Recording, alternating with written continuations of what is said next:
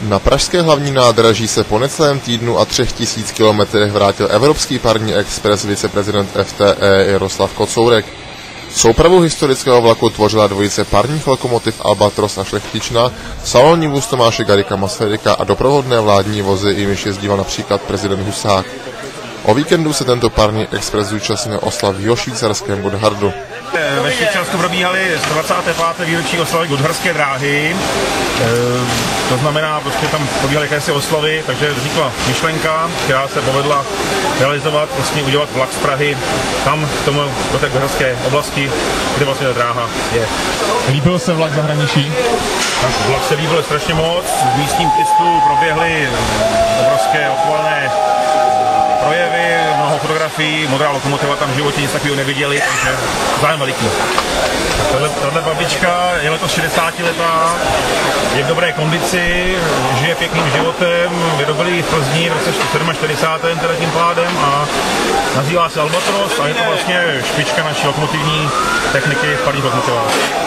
Netradiční cesty se zúčastnilo na 180 cestujících z řad podnikatelů, drážních nadšenců, ale také z řad významných osobností okolo železnice.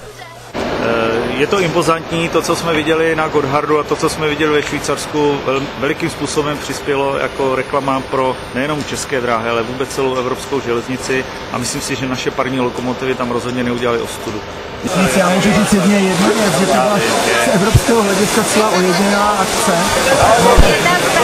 Co říct dál, by nezůstala jako jediná a by další to pokračovali, protože to není jenom Česká republika, ale to jsou české dráhy a naši sponzoři, no a prostě tisíce lidí, které stály kolem tratě. Kdo to neviděl, neuvěřil. Já jsem měl vlastně z Domažlic až do Prahy, bylo to super, byl to perfektní zážitek a můžu to všem doporučit. Skvělí lidé, opravdu super jízda. A počítal jste opaty? Opaty se nepočítal, jako se nedá počítat.